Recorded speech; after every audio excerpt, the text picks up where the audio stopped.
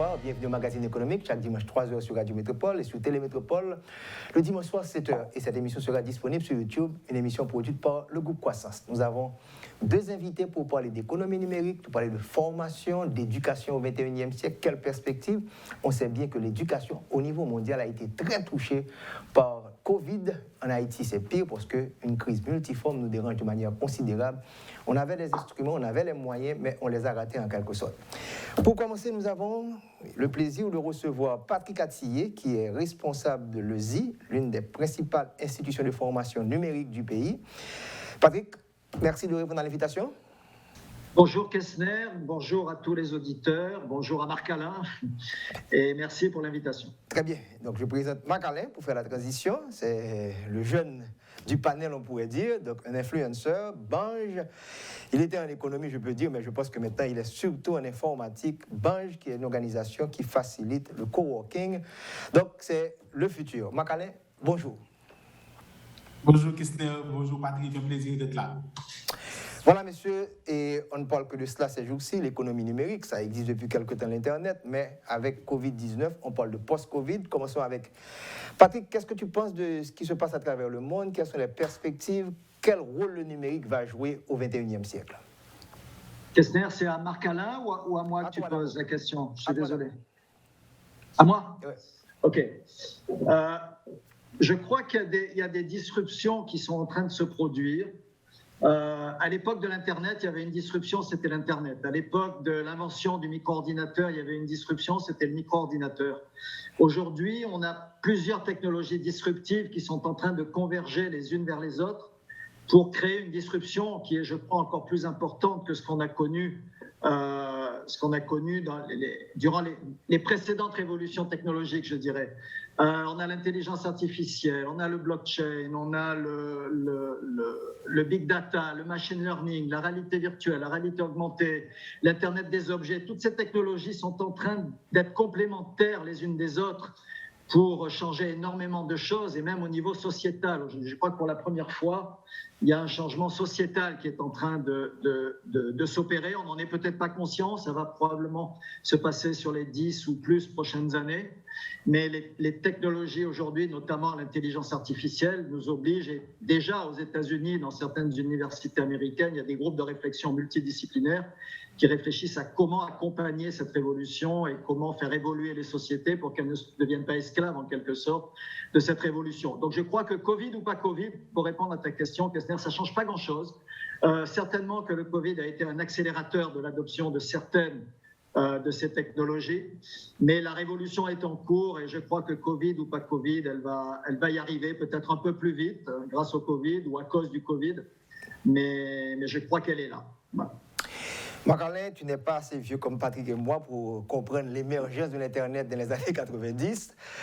Tu n'es pas assez jeune pour vivre avec les millénaires qui ont changé avec Absolument. 3.0. Donc, explique-nous un petit peu comment tu te retrouves avec cette nouvelle génération et tout ce qui se passe dans ce monde d'Internet 3, 4.0 comme on en parle aujourd'hui. Marc-Alain. Non, moi je pense que Patrick a bien fait le point sur ce qui se passe au niveau mondial en termes de disruption qui se produit. Mais moi, je pense aussi qu'il y a aussi la réalité des générations qui sont différentes aussi. Donc, la génération de Patrick, peut-être, a dû s'adapter et à l'arrivée de l'Internet en masse, l'accès aux emails et aux téléphones mobiles. Et ma génération est peut-être la première à être plus active sur les réseaux sociaux, qui a connu la venue de Facebook. Aujourd'hui, nous sommes dans un monde avec la génération des Generation Z, ils sont nés à l'intérieur de la technologie, c'est-à-dire ils l'acceptent et le considèrent comme étant acquis. Et maintenant s'introduisent beaucoup plus dans la création de contenu. Et clairement, nous vivons une réalité où les contenus vidéo deviennent beaucoup plus importants que les emails et les contenus écrits. Et c'est une question d'adaptation pour toutes les générations. Et je pense que plus les générations s'intègrent dans ces nouvelles technologies, et plus il devient difficile peut-être pour les générations d'avant de comprendre. Nous vivons une réalité où les changements se produisent plus vite, Donc, la capacité d'adaptation devient très importante, mais aussi les changements deviennent beaucoup plus profonds. Donc, quand il s'adapter à l'email et s'adapter pour produire du contenu sur TikTok, etc., ou comment ça se fait aujourd'hui avec toutes les machines qui existent, il faut maintenant pratiquement se spécialiser dans la création de contenu pour survivre, pour garder l'attention dans le monde numérique aujourd'hui. Moi, je pense que ça représente aussi d'énormes opportunités, particulièrement en termes de transparence. Il y a un excès d'informations. Aujourd'hui, on ne se préoccupe plus de dire est-ce qu'on a accès à l'information parce que l'information, il est partout maintenant. Maintenant, c'est une affaire de comment filtrer l'information, comment organiser l'information, comment structurer l'information. Patrick a parlé de tout ce qui a rapport au big data aujourd'hui, comment dégager les trends, comment automatiser certaines tâches. Donc, nous vivons dans cette réalité-là. Moi, je pense que ça présente des risques parce qu'il faut s'adapter. Et les systèmes que nous avons connus, particulièrement dans des pays comme Haïti, sont des systèmes plus ou moins rigides qui s'adaptent difficilement, mais ça pose aussi le problème de l'accès à l'infrastructure. Comment garder le pas dans un monde qui va vite, qui change vite et qui change profondément, pendant que certains pays doivent encore résoudre des problèmes basiques, dont l'accès à l'Internet et l'accès à l'électricité. Donc moi, je pense que, étant jeune, vivant entre ces deux mondes et vivant aussi dans un pays en développement, je suis constamment en face de ce challenge, de ce vide, où qu'est-ce qu'il faut combler? Est-ce qu'il faut s'adapter par rapport à ce qui existe dans le pays où on vit? Est-ce qu'il faut se dire qu'il faut rester dans l'ancienne version de l'Internet pour pouvoir mettre tout le monde au pas? Ou est-ce qu'il faut y aller dans le futur, aller plus vite, aller avec le rythme du monde? Et ça pose certainement des problèmes de production aussi. Est-ce qu'on va devenir des consommateurs de technologie, tout comme on importe le riz, etc. en Haïti? Ou est-ce qu'il faut venir avec de nouvelles formations, former les jeunes dans des nouvelles technologies pour pouvoir rentrer dans ces technologies disruptives? C'est vraiment beaucoup de questionnements, recherche d'identité, mais quand même beaucoup d'accès à l'opportunité. Tout à fait. Et Patrick, les jeunes qui sont nés au XXIe siècle, la génération Z, comme Marc-Alain en parle, ils ne peuvent pas imaginer que notre période était dans le kilobyte. Maintenant, on parle de tétra. Donc, en ce sens, tu te rappelles, lorsque nous avons des supports et lorsque nous avons découvert l'Internet, on voulait mettre tout pour penser que ça ne va pas exister durant toute la vie. Il faut encaisser le plus possible. Ça a changé radicalement. Maintenant, Patrick, comme enseignant et au plus haut niveau, qu'est-ce qu'il faudra faire dans toute la chaîne? Je parle du préscolaire, du fondamental, secondaire, n'en parlant pas d'universitaire. Comment préparer pour cette nouvelle génération? D'ailleurs, je peux imaginer qu'il y a encore des enseignants au niveau du secondaire qui n'ont pas compris cette discussion, qui enseignent à des jeunes, il n'y a pas de connexion en quelque sorte. Qu'est-ce que tu en penses, Patrice, toi qui es dans le monde éducatif? Écoute, je crois, peut-être pour commencer, et je vais peut-être être un peu plus agressif d'une certaine manière que Marc-Alain, même si je souscris à tout ce qu'il a dit. Je crois que le danger qu'on court aujourd'hui, c'est que Haïti évolue vers une forme d'esclavage 2.0 en quelque sorte.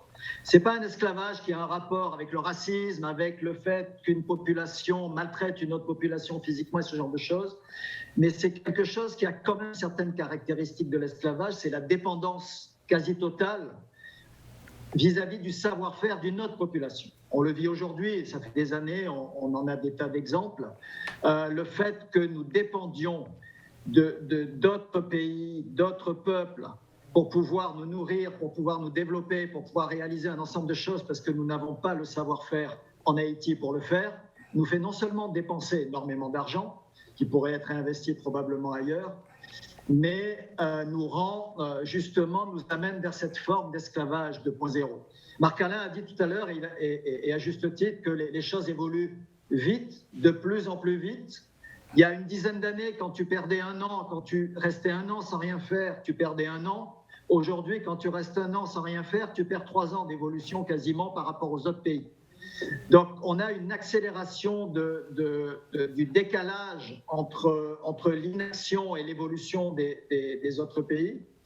Et donc, je crois que cette accélération augmente encore le danger que nous devenions vraiment un des pays d'esclaves 2.0, c'est-à-dire totalement dépendants pour tout, en tout cas presque tout, d'autres pays.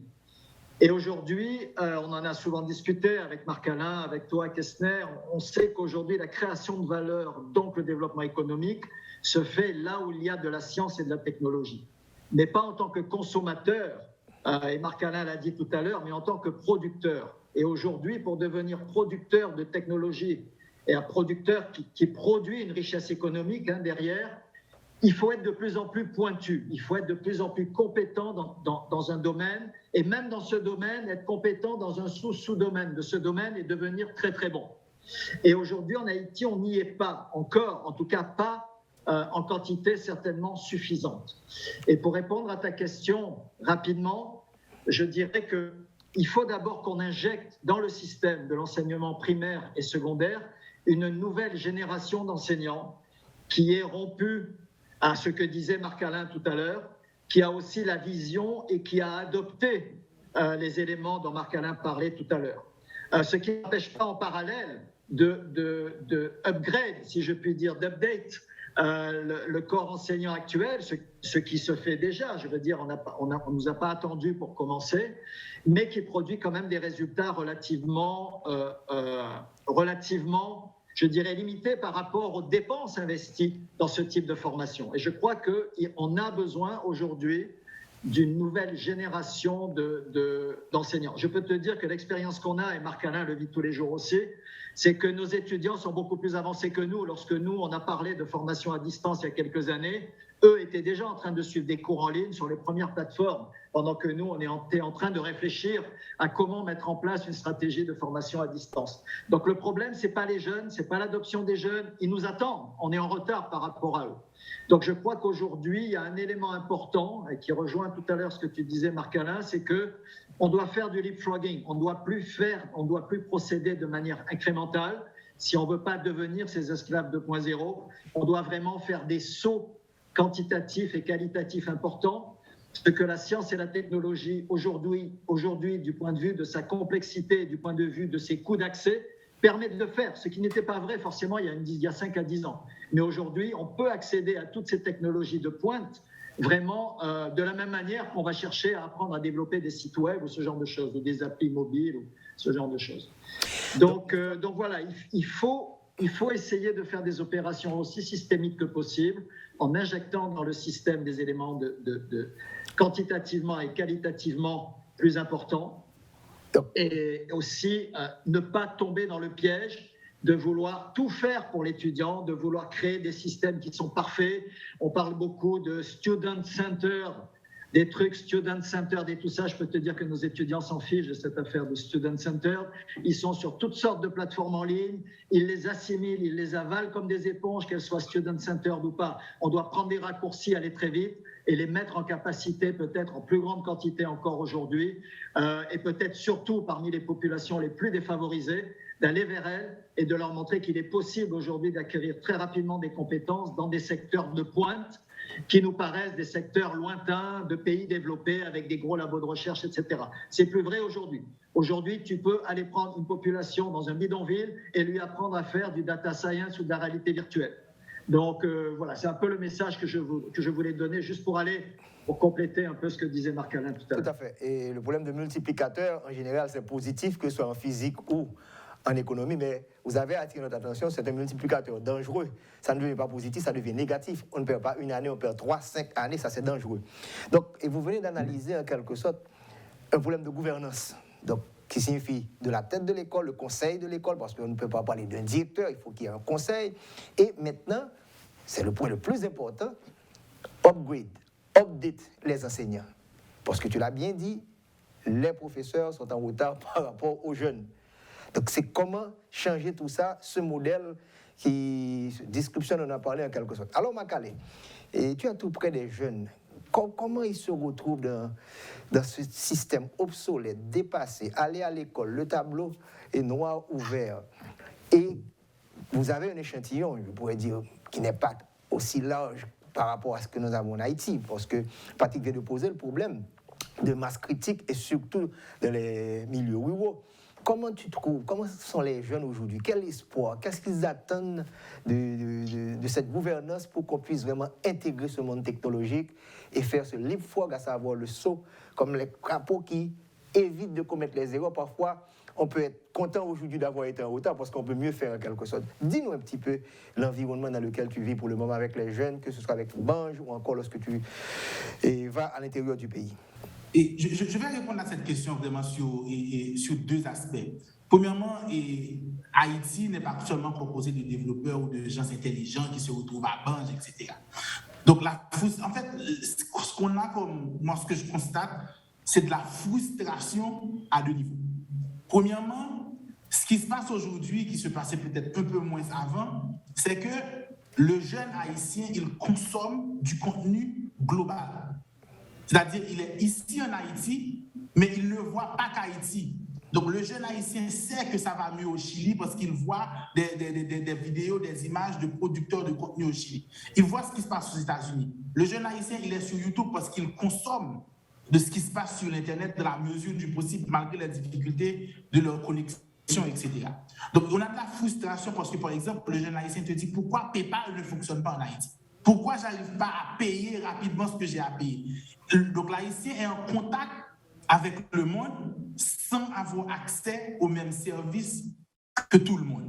Donc, ça crée de la frustration d'abord du côté du consommateur général, c'est-à-dire l'haïtien lambda qui est là, qui n'arrive pas à fonctionner parce qu'il n'arrive pas à se procurer vraiment cette légèreté, cette facilité que la technologie possède. Et aussi, il y a de la frustration du côté aussi production. Là, maintenant, c'est les jeunes qui veulent. Moi, je parle de la catégorie, bon, je défends un petit peu la bâtisse, qui sont les développeurs, parce qu'en fait, c'est eux qui sont le futur de l'économie digitale si nous devons avoir une production haïtienne dans le secteur. Donc moi, comme j'aime bien le dire, l'ouvrier haïtien dans le textile qui se faisait payer et une pitance un petit peu pour fonctionner, en fait, le développeur, c'est l'ouvrier du futur parce que lui, il est aussi assis derrière une chaise en train de coder, de créer tout ce qu'on a ou on aura sur un téléphone. Mais il se fait payer beaucoup plus. Et il a peut-être différents types d'alternatives. Il veut peut-être devenir entrepreneur, il veut créer une application à succès, ou bien il veut tout simplement travailler pour l'étranger, tout comme le font les Indiens, etc., rentrer sur les marchés de freelancing, etc., et travailler et pour d'autres pays. Donc, il se trouve, premièrement, ils font face à des blocages d'Internet, donc ils n'arrivent pas à trouver des espaces où ils peuvent vraiment évoluer. Et même ceux qui veulent s'aventurer vers des startups et créer des solutions, ils font face soit à des problèmes de régulation qui ne leur permettent pas d'avoir et d'opérer comme il faut et trouver des investisseurs. Ils font face à des problèmes de financement. Et aussi, ils font face à un problème qui est basique, aussi basique que le public qui devrait consommer de la technologie n'a soit pas accès à Internet, soit pas accès à un téléphone intelligent, parce que quand on regarde Haïti, on se dit, bon, un jeune qui veut créer une entreprise, qui veut avoir peut-être... Parce que la technologie, c'est à l'échelle qu'on peut réussir. On ne peut pas créer une technologie qui marche uniquement pour 10 personnes et penser pouvoir devenir un succès comme ce qu'on a vu à travers le monde. Les gens, il faut aller jusqu'à des milliards d'utilisateurs. Donc, l'haïtien qui se trouve en Haïti, 10 millions, c'est une taille assez acceptable pour faire valider un prototype ou peut-être passer à l'international. Mais pourtant, on n'a qu'environ 3 millions, 3,5 millions d'haïtiens qui soient vraiment connectés avec des téléphones intelligents. Donc, le jeune qui crée une application ne peut pas s'attendre à ce qu'il va faire un succès demain matin parce qu'il n'y a pas d'électricité, il n'y a pas assez de téléphones intelligents ou il n'y a pas assez de financement pour qu'il puisse continuer à investir pour faire connaître ou en tout cas améliorer sa plateforme. Donc du coup, pour moi, je pense que c'est un environnement peut-être de frustration, mais aussi un environnement d'oubli. C'est-à-dire, et c'est là le risque que peut-être Patrick disait tout à l'heure. En Haïti, la facilité, tout comme c'est la même analyse économique et questionnaire, tout comme on a eu facilement le riz qui soit venu en Haïti, on l'a consommé, on a détruit un petit peu le riz d'Antibonite, c'est avec une facilité que l'Haïtien choisit les applications étrangères parce qu'en technologie, c'est le plus facile, c'est ce qui va plus vite, qui marcherait pour la petite majorité, je dis, qui soit capable de se connecter à l'Internet. Donc du coup, c'est le danger à éviter. Il faut supporter l'écosystème local pour que ces applis, ces initiatives, cette créativité ne meurent pas sous le poids de la facilité de ce qui existe, qui pourrait venir de l'international. Et dès qu'on est dans le monde de la technologie, on a accès à toute forme d'application qui soit créée. On est dans une compétition mondiale. Donc du coup, si je veux dire comment se trouve la jeunesse, c'est quelque part entre cette frustration et cette facilité dangereuse d'importer ou de consommer les technologies étrangères. Donc, il faut absolument une réflexion sur la question pour savoir est-ce qu'on va laisser grandir cette frustration ou cette facilité qui pourrait au final détruire l'opportunité de saisir cette révolution numérique qui se passe à travers le monde. Tout à fait. Là, je pense que l'aspect stratégique est fondamental et Patrick en est là, mais il faut également qu'il y ait des opérateurs sur le terrain. Donc, c'est une politique technologique, une politique également d'éducation appliquée aux nouvelles technologies. On va prendre la pause, on se retrouve dans quelques instants pour la deuxième partie de l'émission.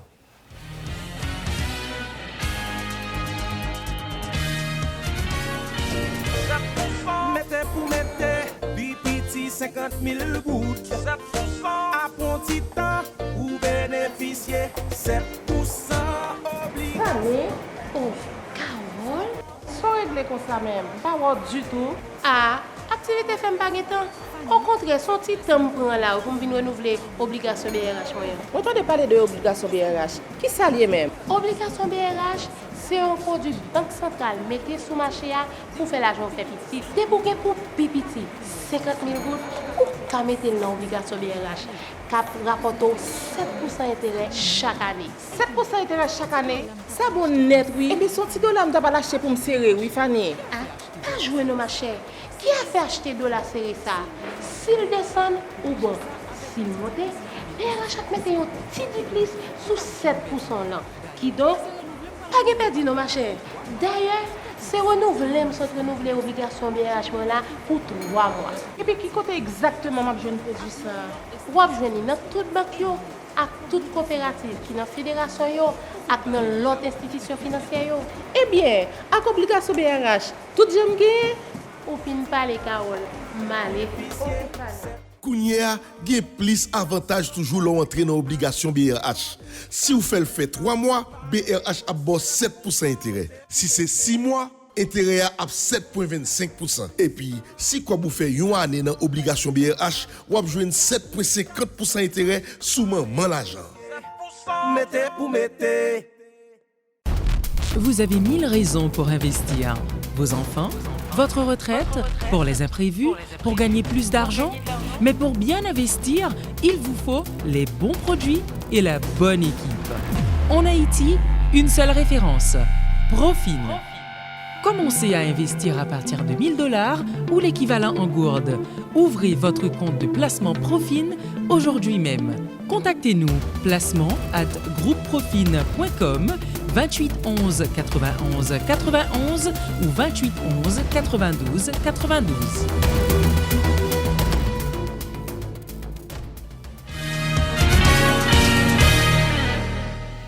Vous suivez le magazine économique sur Radio Métropole chaque dimanche 3h, Télémétropole le dimanche soir à 7h. Cette émission sera disponible sur YouTube, sur tout le réseau de radio et Télémétropole. Une émission produite par Groupe Croissance. On parle d'économie numérique, le futur, des jeunes, qu'est-ce qu'on va construire dans ce pays. On a 2 invités. Et Macalin, nous font tirer aller sur nous là, soit fait de comment pour intégrer jeunes dans la situation. Et bon parti là qui est très intéressant et on peut attirer attention, prosumers versus consumers, à savoir nous avons des consommateurs qui recevoir des bagages de l'extérieur, comment transformer les consommateurs que nous sommes par l'application pour nous faire retourner, nous consommons toujours mais il faut nous produire tout parce que je veux être capable de bailler tous les prosumers qui sont ouais et qui c'est un point très important vraiment qui ça nous est capable de faire pour que les plus jeunes qui pas juste garder Facebook là, il a consommé mais pour comprendre toute machine qui est Facebook là, à savoir qui groupe qui gagne, je dis à parler des métaverses. Donc est-ce que en éducation, dans la question Patrick, pour nous regarder est-ce qu'on va supposer intégrer, il a parlé de vos enseignants pour tout le monde n'a pas chita à l'école là simplement là garder technologie mais pour nous regarder tout aspect économique et financier de la question. Est-ce que les jeunes sont intéressés ou encore c'est juste consommer ou les consommer? C'est à moi, Kessner ou Marc-Alain? Je commence avec Marc-Alain, je te reviens. Tu as dit les deux? Non, je vais commencer avec Marc-Alain, ensuite on te revient. Honneur aux plus jeunes. Tu m'entends? Ok. Vas-y. Ok. Comment pour nous faire pour jeunes, pas juste chita qui a consommé, donc là nous avons un aspect peut-être penser des solutions ou qui sont capables de faire, comment nous sommes capables de contribuer à la discussion, ça capable de faire. Et sous secteur. Pour moi, premier bagage qu'il faut faire, c'est que faut que nous ouvrons accès à ce que plus de monde capable de gagner accès à Internet. Ça. Si nous voulons vraiment, parce qu'il faut que nous montrions que ce soit jeunes qui produisent ou bien qui consomment ou des gens qui veulent produire pour Haïti, et même technologie étrangère qui regarder Haïti. Parce que je veux dire, on a un débat et questionnaire, côté que même Google pas intéressé avec Haïti, je nous pense. Parce que là, regardez Haïti, nous-mêmes, on a fait fierté nationale, etc., l'histoire d'Haïti, etc. Mais là, Haïti, on dit c'est un petit marché de peut-être 2 millions, 3 millions de consommateurs. Pour Google, pour des grosses entreprises technologiques, c'est les prochains milliards qu'ils ont cherché. Ce jour, je dis à tous les yeux sur l'Afrique, parce que l'Afrique a une population de milliards qui a connecté à Internet, qui a fait un pile pour eux, qui a avancé. Donc, même pour le marché étranger, pour l'investisseur étranger, on marché dans le marché haïtien, il n'est pas représenté assez pour lui, pour t'intéresser. Mais si tu es capable de passer le marché haïtien, ça d'abord de 2-3 millions que capable de aujourd'hui à environ 10-12 millions. Et pour nous regarder dans perspective peut-être Caraïbes, là, qu'on a qui peut-être des mœurs qui plus ou moins semblent. Là, nous avons parlé d'environ 40 millions.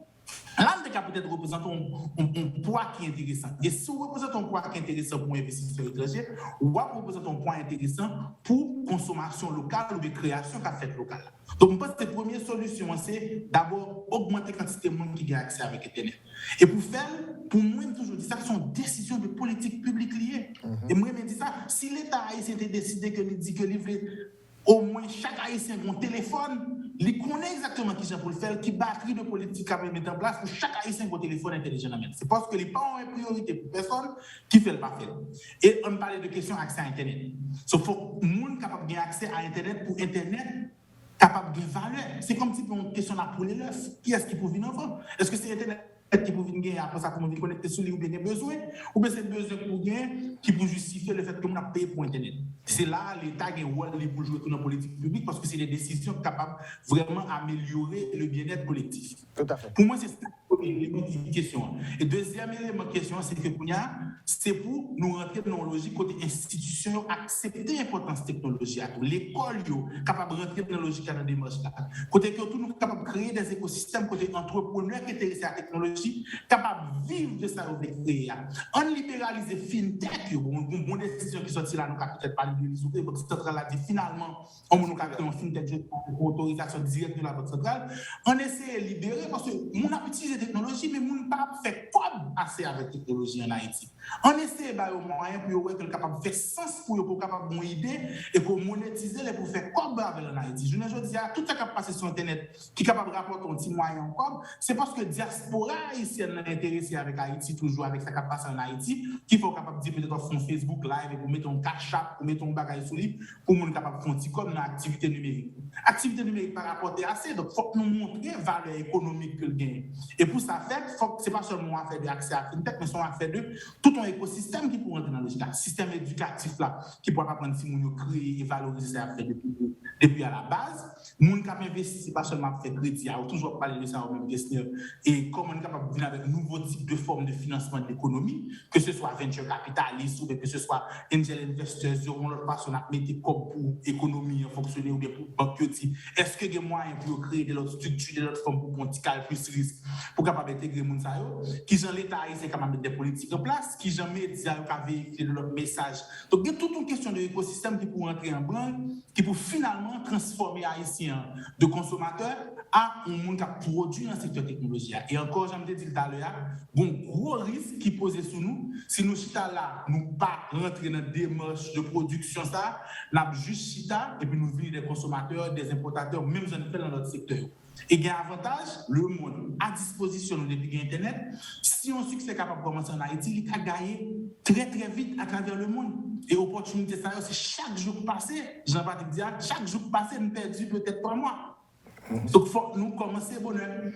Voilà, et je crois que Marc Alain a mis beaucoup d'informations, l'importance des politiques publiques. On a parlé de politique technologique, on a parlé de, avant même politique énergétique, parce qu'il faut un courant 24 sur 24. Je vais dire parce que sans courant, on n'est pas capable d'utiliser l'appareil. Il faut une politique technologique là, politique éducative.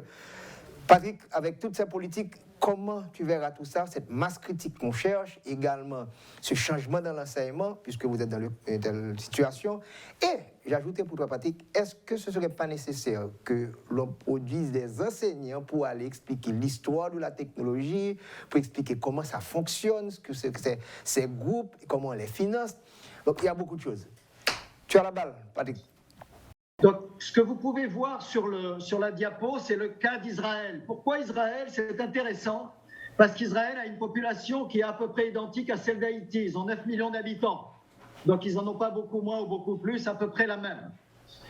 Regardez ce chiffre. On a 8000 chercheurs, et je parle de chercheurs dans des domaines scientifiques et technologiques de toutes sortes. On a 8000 chercheurs par million d'habitants, ce qui fait 72 000 chercheurs en Israël. Et je répète, des chercheurs formés dans des domaines scientifiques et technologiques, tels que le mentionnait tout à l'heure Marc-Alain, qui en faisait justement un élément stratégique. En Haïti, on a 10 millions d'habitants, okay, donc à peu près, à 1 million près, disons à peu près la même chose. Nous avons calculé qu'il y avait, avec des chercheurs haïtiens et avec un des meilleurs ici, nous avons calculé en étant très large, qu'on n'avait pas plus de entre 20 et 50 chercheurs en Haïti. Je précise que ce qu'on appelle chercheur, ce n'est pas seulement quelqu'un qui a docteur ou PhD écrit sur sa carte de visite, c'est quelqu'un qui fait réellement de la recherche. Donc quelqu'un qui essaie de faire des publications, de réfléchir sur des thématiques stratégiques locales, de les résoudre, etc., à travers ses compétences de chercheur. Si on considère ce chiffre, on voit qu'on a à peu près 5 chercheurs par million d'habitants dans des domaines scientifiques et technologiques. Comparez 8000 chercheurs par million d'habitants à 5 chercheurs en Haïti par million d'habitants. Ça nous fait 1600 fois moins de chercheurs qu'en Israël, qui a à peu près la même population que nous. Notez que cette Silicon Valley, qui est le résultat de ça, qu'on appelle la Silicon Wadi pour la petite histoire, constitue 35 à 40% du GDP israélien. 35 à 40% du GDP israélien provient du secteur tech de cette Silicon Valley. Kessner, je sais que tu connais bien ces chiffres, mais je voulais les mentionner parce que c'est important. Lorsqu'on va parler de développement économique, de création de valeur, de création de richesse, ça passe par le fait d'avoir une masse critique de chercheurs, ce qui n'exclut pas le reste, hein, bien sûr. Le travail au niveau le plus bas de la pyramide aussi, en parlant de formation professionnelle, etc., etc. Mais tant qu'on n'a pas cette masse critique de chercheurs, je ne vois pas comment est-ce qu'on peut parler d'un développement économique, de création de valeur ajoutée, etc. Et ça m'amène à un point que je voulais faire pour compléter ce que disait Marc-Alain tout à l'heure. On a quelque chose qu'il manque à nos jeunes, et c'est vraiment le résultat du système éducatif actuel, et nous sommes tous coupables, hein, je ne jette la pierre à personne, nous sommes tous coupables, c'est la capacité d'abstraction des jeunes. On est tellement obsédé par l'aspect pratique, par l'aspect projet, par le fait que l'étudiant doit être au centre de sa formation, que l'étudiant doit quasiment choisir les sujets sur lesquels il veut travailler, qu'on en vient à négliger cette capacité d'abstraction, cette capacité d'imaginer, de concevoir des concepts complexes. Et on sent je pense Marc-Alain que tu le vois aussi, en tout cas dans les concours et les projets qui nous sont présentés, qui à la base sont de très bonnes idées avec des jeunes très compétents techniquement, mais on sent qu'il manque cette capacité à conceptualiser, à modéliser pour amener ce travail à un produit qui est comparable à un travail d'un étudiant de l'université de Stanford ou de MIT ou d'une école d'ingénieurs en France ou autre. On a encore ce petit gap qui manque. Et cette capacité d'abstraction s'acquiert. Qu'il y en avait qu'à l'école, hein, ce sont les mathématiques. La littérature aussi, je ne veux pas avoir l'air de faire une obsession scientifique. La littérature aussi nous donne, lire beaucoup de livres nous donne cette capacité d'abstraction, mais on voit qu'elle manque à nos jeunes. Donc, la recherche, développer des capacités de recherche, permet, en tout cas sur le tard, d'acquérir cette capacité d'abstraction. Mais nous devons aussi développer cette capacité d'abstraction très jeunes, et on sent que les jeunes qui nous arrivent avec le bac ici aujourd'hui en Haïti manquent un petit peu de cette capacité d'abstraction. Ils sont beaucoup plus dans une logique d'essayer de répéter ce qu'ils ont appris, mais sortir, je dirais, de la boîte en quelque sorte, est extrêmement difficile. Et je voulais insister sur cet aspect-là parce qu'on n'en parle pas beaucoup, mais c'est un facteur limitatif du développement d'applications pour en faire des applications, je dirais, de classe internationale. C'est ce qui nous manque un petit peu. Je ne dis pas que c'est impossible, je ne dis pas qu'il n'y a pas des exceptions qui arrivent malgré tout, mais ce n'est pas, pour moi, ce n'est pas la règle que je constate. Merci. Une dernière chose... Vas-y. Oui, excuse-moi. Une dernière chose, je dirais que l'argent n'est pas une excuse, pour deux raisons. Les moyens ne sont pas une excuse. Pour deux raisons. Tu connais les chiffres mieux que moi, Kessner. Tu les as presque recherchés bien avant moi. Les étudiants haïtiens en République dominicaine déversent entre 200 et 300 millions de dollars par an dans le système universitaire dominicain et formation professionnelle. Donc les Haïtiens alimentent et financent une bonne partie du système universitaire dominicain et de formation professionnelle. La corruption en Haïti fait perdre au pays plus de 200 millions de dollars par an à peu près. Et je tiens ces chiffres de sources bien fiables, des articles du Nouvelliste, des directeurs de l'ULCC, etc. Donc, on a ici un problème d'argent qui est prétendu, mais qui n'est pas vrai. C'est beaucoup plus un problème de leadership, de vision, pour arriver à faire les choses. La dernière chose que je voudrais dire, pour ne pas monopoliser trop longtemps la parole, c'est que ce n'est pas parce qu'on est un pays en voie de développement qu'on ne peut pas rentrer dans ce type de technologie. On a invoqué tout à l'heure, Marc-Alain et moi, des raisons, mais je vais te donner d'autres exemples. C'est que, par exemple, l'Afrique, beaucoup de pays africains qui n'ont pas un PIB tellement plus grand que le nôtre, investissent pour lancer leurs propres satellites. Pourquoi ? Parce qu'ils veulent pouvoir maîtriser leur agriculture, avoir des vues satellites pour corriger et prendre des décisions sur des politiques agricoles. Donc, ils développent ces technologies, ils lancent leurs satellites dans l'espace, et je pourrais donner des exemples, j'ai un slide là-dessus ici, si on a le temps. Mais donc, des pays comparables aux nôtres en plusieurs points le font. C'est une question de vision et de volonté, bien évidemment, de la gouvernance. Et je crois que même si on présente des problèmes compliqués et difficiles, on peut les résoudre très vite aujourd'hui en prenant des raccourcis. Encore faut-il qu'il y ait les moyens et la volonté pour le faire. Voilà.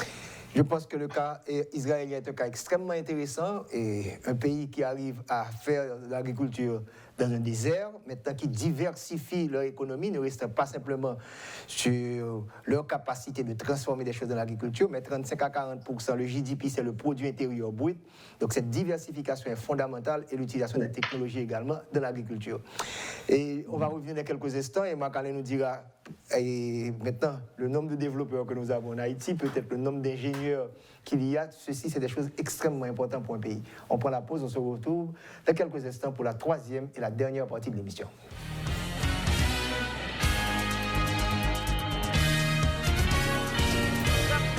Mettez pour mettre, BPT 50 000 gouttes, 7% à bon petit temps, ou bénéficier 7% obligé. Allez, Carole, Sans régler comme ça même, pas voir du tout. ah, activité fait pas temps.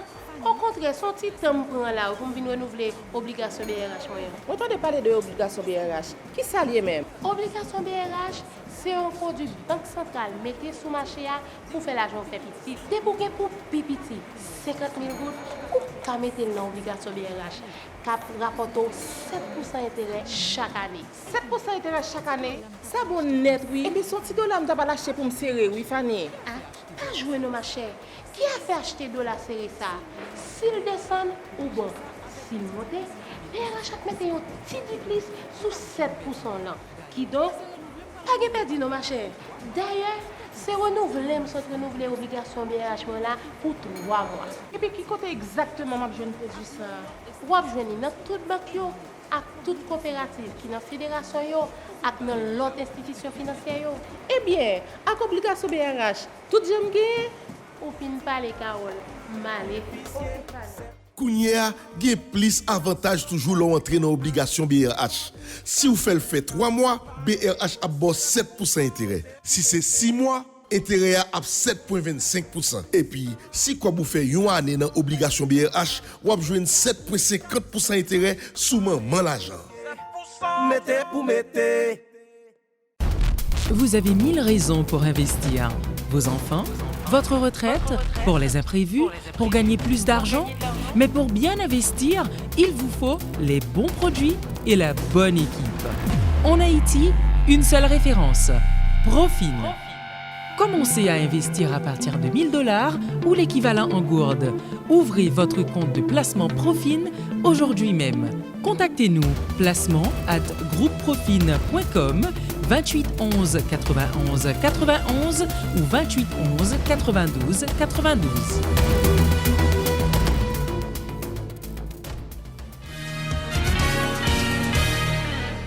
Vous suivez le magazine économique sur Radio Métropole chaque dimanche 3h et le dimanche soir 7h sur Télémétropole, une émission qui sera disponible sur YouTube. Nous avons fait un débat là extrêmement important pour l'avenir des jeunes parce que les jeunes sont très découragés aujourd'hui dans le pays. On regarde si nous avons une lumière, on a regardé toutes les bagages négatives, mais il faut regarder ça positif. Les professeurs font une grosse démonstration pour nous là. Bon, on est les scientifiques, les professeurs, Chita. Par contre, si vous comprenez une table bien tête là, comme économètre, avec toute qualité d'information qui est disponible, mais on simplifie nous descendre à terre. Et c'est très important que les chercheurs fondamentaux pour garder le développement au pays. Le Japon et bien sûr les pays de l'Asie, que le la Chine, que le Japon, que le Corée, à un moment déterminé, années 60-70, ils étaient dans le même niveau, nous sommes capables de dire, avec les pays de l'Amérique latine. Après, il y a une divergence qui vient de fait, au sens que l'Amérique latine était stagnante, tandis que les Asiatiques pour aller dans l'autre sens. Il y a une thèse dans la Banque mondiale, ils ont calculé la partie de nombre d'ingénieurs. Même en Haïti, nous avons fait littérature, nous, pratiquement parlé tantôt. Nous avons de bons résultats chaque année, nous, Haïtiens, en France, nous avons calé le monde. C'est bien. Mais comment, puisque nous avons parlé de politique, pour faire incitation ça à tout, vers la technologie, vers la science. Patrick dit pas parce que scientifique, nous avons besoin de science là pour faire développement. Parce que, en plus, on n'a pas d'économie. Moi, avant, comme économiste, nous connaissons très bien, c'est le progrès technologique, c'est le progrès technique qui peut le bon tout ensemble multiplicateur pour faire soyo. Donc, combien de développeurs que je ne sais pas les chercheurs là, pour nous gagner par habitant, combien de monde qui peut encourager l'ingénie pour que nous soyons capables vraiment permettre que les jeunes fassent prosumeuses là, à savoir, il y a produit, il y a consommé, pour ne pas consommer simplement. Qui difficulté rencontre même pour mobiliser les jeunes, pour comprendre que, mais ça développer, mais ça est capable de permettre de gagner. Ce n'est pas seulement faire l'argent pour tête que nous, mais la communauté, comment ça va évoluer mieux. L'unité de mesure n'est plus millions, ça dit là c'est milliards. Je dis souvent, on a regardé ce million, 10 millions de monde, c'est rien du tout. Il faut aller les milliards, c'est ça que Facebook, c'est ça que les GAFA a essayé d'aller. Donc, bon, nous avons beaucoup de jeunes qui savent ce qu'on a fait pour plus s'intéresser tout les développeurs. Je vais tout souligner, on fait activité dans le week-end. Et c'est très bien qu'on encourage ça. Est-ce qu'on senti gain ou défi que je voulais lever vers les développeurs et vers le génie en particulier? Moi, c'est juste par rapport avec ça, avec ce moi, c'est qu'il y a deux pays qui sont vraiment fascinés de regarder qui ont le leadership capable de transformer. C'est Rwanda et puis Israël, qui c'est cas que Patrick a mentionné tout à l'heure. C'est deux pays, il n'y a pas la même approche là, parce que Israël, c'est plus une approche secteur privé qui campé. Lui-même qui fait succès dans le pays, pour les États-Unis, et puis qui a porté ça, lui jouer dans le succès, ça retourner dans le pays d'Israël. C'est que Rwanda, lui-même, son sorte de leadership, l'État, côté que l'État a décidé, soit regarder l'économie Rwanda, tout son économie qui semble en pile avec Haïti. Et regarder que côté son choix fait. Ou non pays qui sortit en guerre, ou non pays côté que plus forte population est jeune, ils font choix sur la vie, ils disent, nous allons valoriser les jeunes.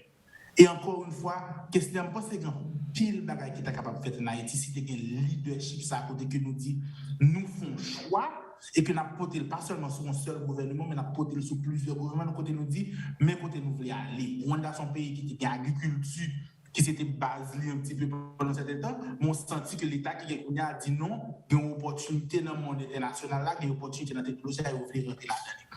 Et c'est choix ça est important pour un certain moment pour nous faire pour Haïti pour nous dire mais côté nous voulons aller mais qui gens jeunesse est capable de marcher dans la dynamique ça et chaque monde a essayé dans façon par oui ou parler de nos activités qu'on a fait le week-end ça c'est pour nous célébrer développeurs pour nous célébrer pour travail à faire pour possibilité que offrir pour le secteur ça capable de développer en Haïti.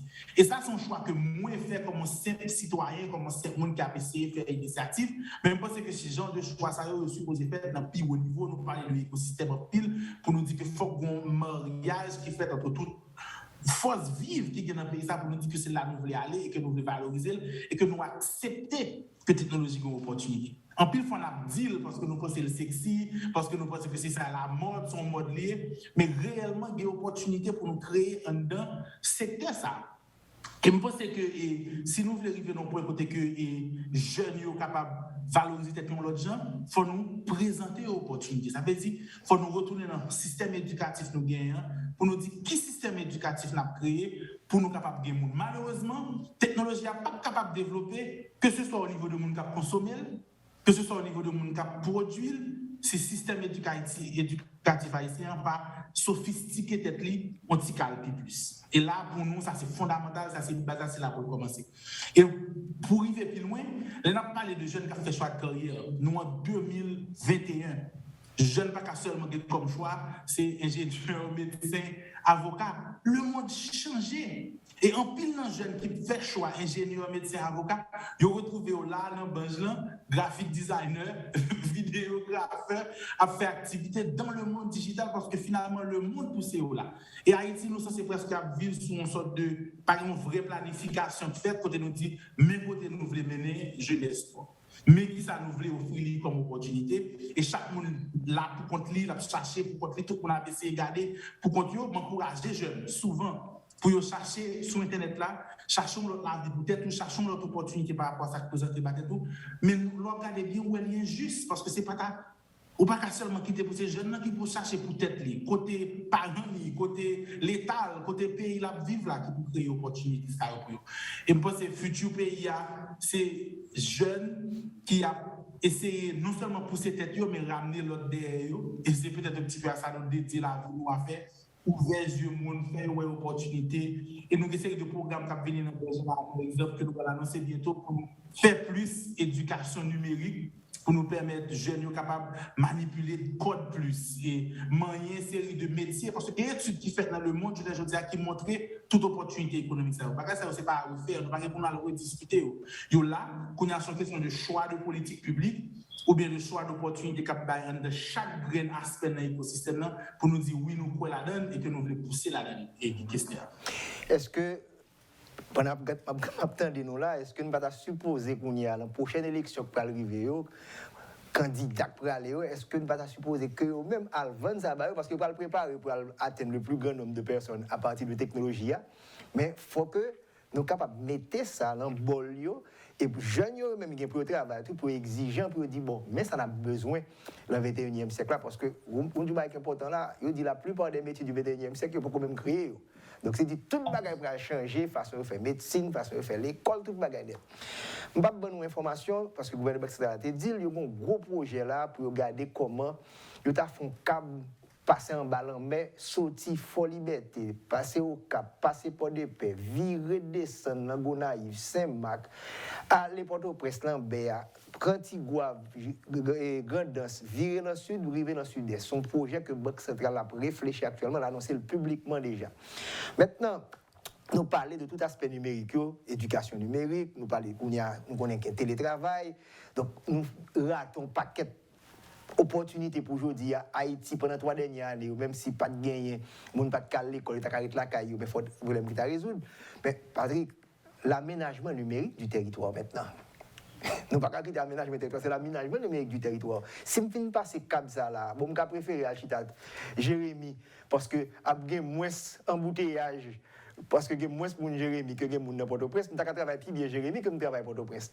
Qui ça pour nous faire là, Patrick? Ça pour nous mettre qu'on a préparé les professionnels du 21e siècle. Les câbles ça fin passer. Comment on même on a acheté à Port-au-Prince là, et on travaille avec le monde, voir Haïti, espace physique ça, qui est capable de permettre que ou pas besoin de venir physiquement, capable de vendre des services. Qui ça pour nous relancer cet aménagement numérique du territoire? Les câbles à fin passer, comment pour nous utiliser, pour qu'il y ait plus de développeurs, pour qu'il y ait bon, pas simplement situé dans Port-au-Prince, pour être capable de paquet de bonnes succursales, et côté situé Port-au-Prince, être capable de gagner dans le pays. Qu'est-ce qu'on pourrait faire pour que les gens qui veulent diriger nous comprennent mes défis 21e siècle, qui espoir pour nous, jeunes garçons, jeunes filles, aujourd'hui, qui ont des bagages drôles parce qu'ils ne battent mieux que ça?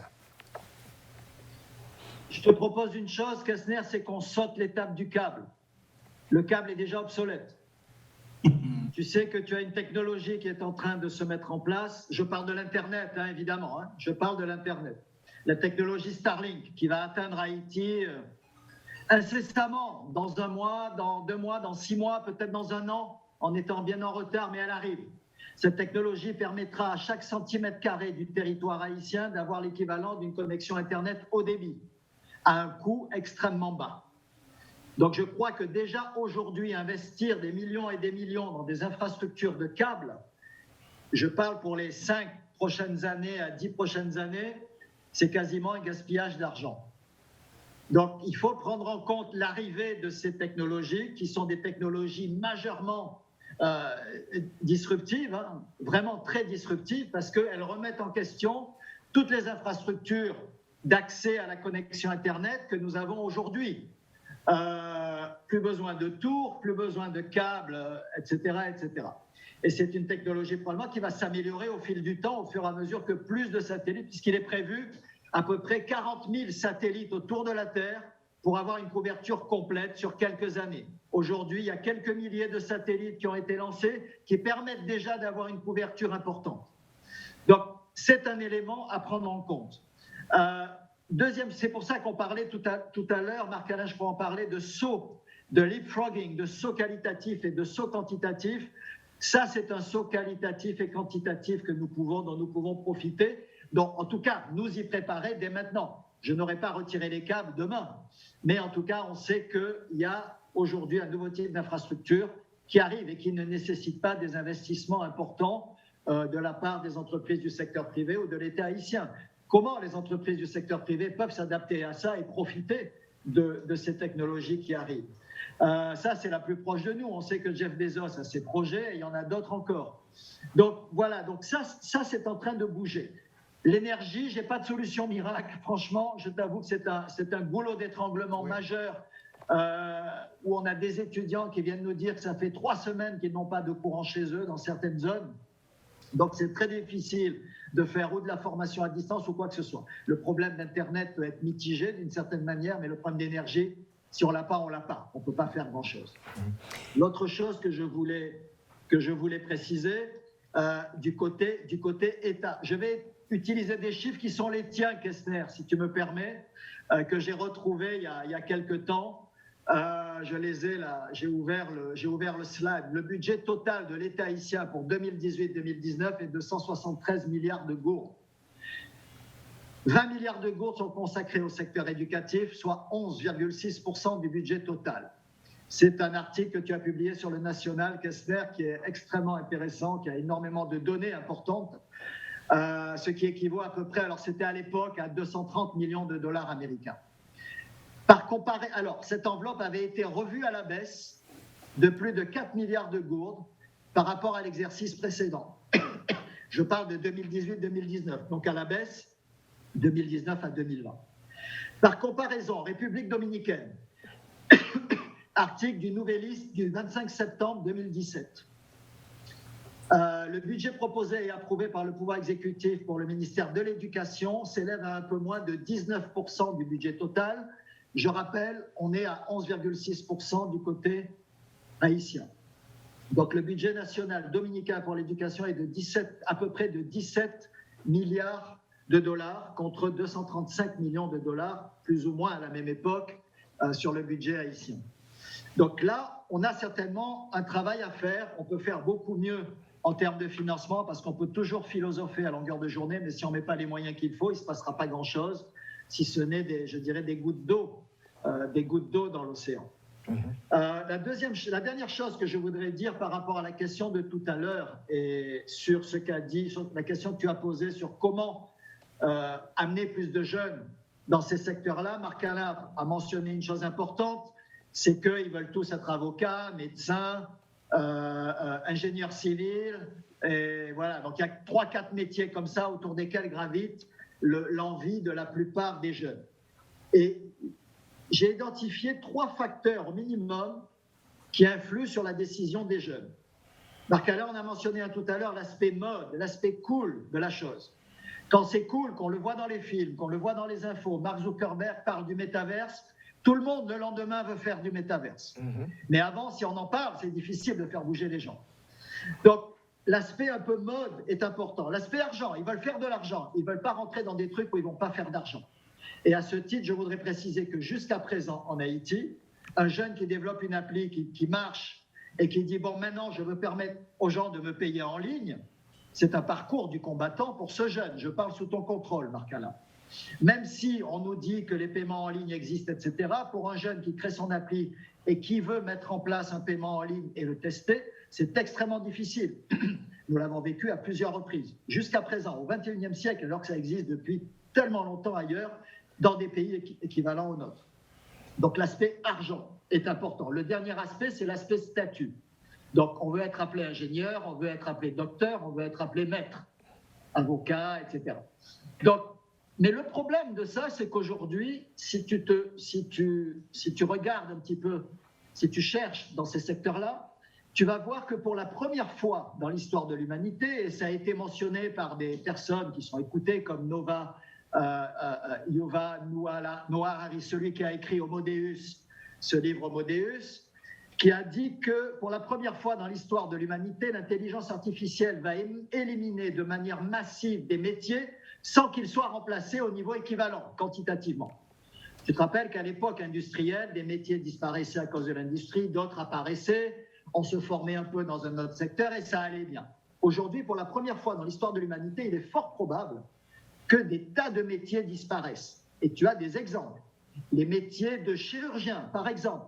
La chirurgie, dans 10 ans, peut-être plus, question d'années, sera faite par des robots, sans humains. Aujourd'hui, on a encore des humains au cas où la machine fait une bêtise, mais très bientôt, dans quelques années, il n'y aura plus besoin d'humains pour opérer. Que feront les chirurgiens ? Les patients se feront diagnostiquer directement sur Internet ou bien achèteront une machine à Walmart qui leur fera un diagnostic, qui aura consulté des millions de données dans des bases de données, ce que le médecin ne peut pas faire. Et on viendra voir peut-être son médecin avec un diagnostic encore plus précis que celui du médecin. Donc, pour un jeune qui étudie la médecine aujourd'hui, il doit se poser la question, mais dans 10 ans, ou dans 7 ans, ou dans 10 ans, suivant que je fais une spécialité ou pas, qu'est-ce que je vais faire ? Qu'est-ce que mon métier va être ? Le métier d'avocat, tu trouveras sur Google, sur des moteurs de recherche, que des expériences d'intelligence artificielle spécialisées dans ce domaine, qui ont été mis en compétition avec des cabinets d'avocats d'affaires pour examiner des contrats et en identifier les imperfections. 3% de plus de taux de succès pour l'intelligence artificielle que pour les humains. Mais ce qui est intéressant, c'est que l'intelligence artificielle analyse les contrats, produit les résultats en quelques secondes, alors que les humains demandent des heures pour le faire, parce qu'ils doivent relire leurs livres, leurs codes, etc. Et donc, tu as aujourd'hui des intelligences artificielles spécialisées dans des métiers qui sont en train de faire mieux que des métiers considérés aujourd'hui comme des métiers à très fort statut, qui rapportent de l'argent, etc., etc. Donc, l'argumentation pour les jeunes, c'est de leur expliquer qu'il se passe, ces choses-là sont en train de se passer aujourd'hui.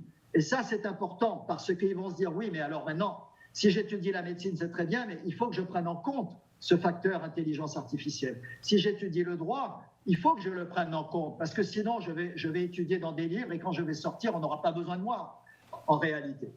Donc ça, c'est un élément extrêmement important, je pense, pour se battre contre les tendances et modifier les jeunes. Et je reviens sur un élément important, c'est que tu as très difficilement aujourd'hui de la production de valeur ajoutée si tu n'as pas des universités, des environnements universitaires. Et c'est délicat pour moi de dire ça parce que je suis dans le secteur et on va dire oui, mais Atier, il défend son secteur. J'assume.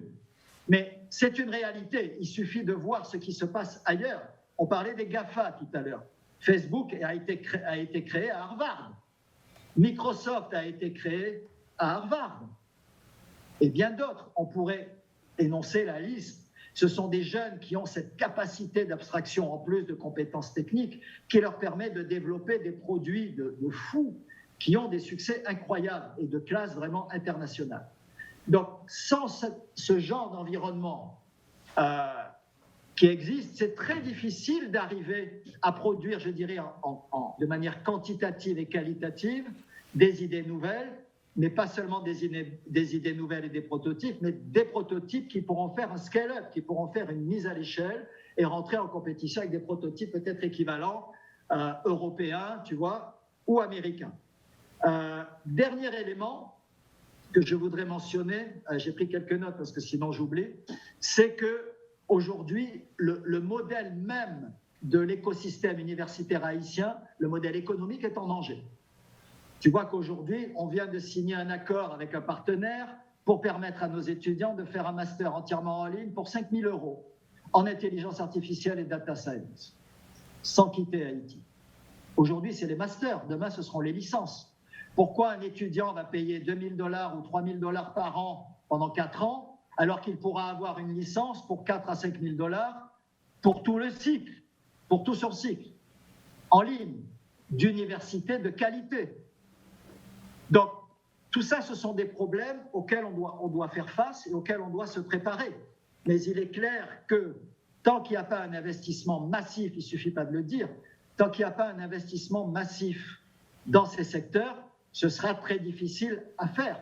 Que ce soit Marc-Alain, que ce soit moi ou les autres acteurs du secteur, nous produirons des gouttes d'eau dans l'océan, mais que nous aurons du mal à rendre systémiques. Ce que nous voulons demain, et je pense que Marc-Alain est d'accord, c'est faire émerger un Google en Haïti, ou 10 Google en Haïti, ou même des dixièmes ou des millièmes de Google déjà. Ça serait pas mal. Mais on se heurte à ce genre de goulot d'étranglement, et c'est un peu aussi comme la poule et l'œuf. Le secteur privé aujourd'hui n'est pas suffisamment demandeur de ce genre de compétences, qui fait qu'on en trouve moins. En même temps, ce genre de compétences ne se développant pas suffisamment vite, qualitativement et quantitativement, le secteur privé est aussi moins demandeur. Mais je crois que la lumière viendra de ceux qui sont suffisamment bien préparés et qui arrivent à développer ces produits de classe internationale. À ce moment-là, ça n'est plus une affaire d'Haïti ou d'États-Unis ou de France ou autre. Ça sera une affaire de « j'ai développé un produit de qualité, je peux le présenter n'importe où ». Je crois qu'aujourd'hui, on a encore pas mal de travail à faire pour y arriver. Ce n'est pas impossible et on peut aller très vite et prendre beaucoup de raccourcis, ce que les Chinois sont en train de faire, hein, d'ailleurs. On n'a pas besoin de me croire sur parole. Ce que les Asiatiques en général et les Chinois en particulier sont en train de faire sans aucune vergogne. Marc-Alain, pour finir, rapidement, parce qu'on arrive à la fin, donc analytics, big data, bon, tu en connais ce genre de choses de big data avec ton économétrie, donc on a vu qu'il faut également le contenu, ça doit changer également dans les écoles, c'est pas seulement les enseignants, mais le contenu, la façon d'enseigner. Et l'intelligence artificielle, il faut que ce soit même au niveau du primaire, pour ne pas dire du préscolaire. Et que ce soit dans le système, puisqu'il va y avoir non seulement des chirurgiens qui vont perdre d'emploi, mais également la sous-traitance d'assemblage que nous avons en Haïti. C'est les robots qui seront également à l'intérieur. Donc, quelques mots pour finir, Marc-Alain.